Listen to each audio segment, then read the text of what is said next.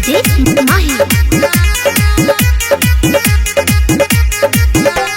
फागुन में कहता रे बानी हम अकेले, हम नहीं आइब ससुरा रंग खेले।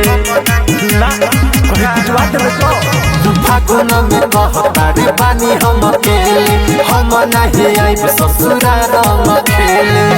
सोचली न चढ़े से पहले डोली में, अब का बोलावता रे होली में।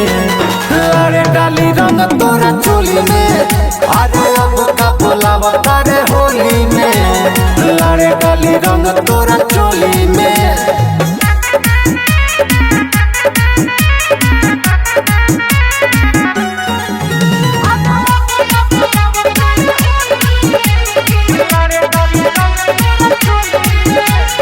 तोरा से कवनो मतलब नइखे, हमसे जानी बोलू। अब ना कमल के जिहिले हम तो कपड़ा नहीं खोलू। रे सुन, तोरा से कवनो मतलब नइखे, हमसे जानी बोलू।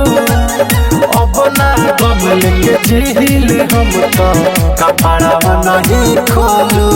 बटे जहरा परे तोरा बोली में, अब का बोलावता रे होली में।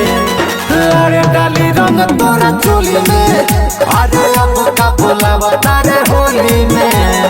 अरे डाली रंग तोरा चोली में।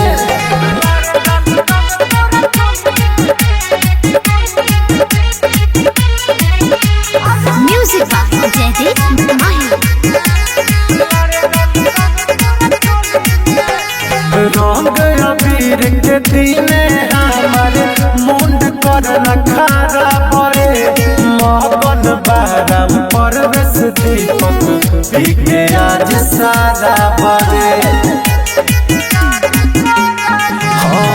रंग अबीर के दिने हमारे मुंड कर नखारा परे। महबन बाराम परवेश दीपक पीके आज सारा बरे। गुड गोल्डन बा हमारे टोली में, अब का बोलावता रे होली में।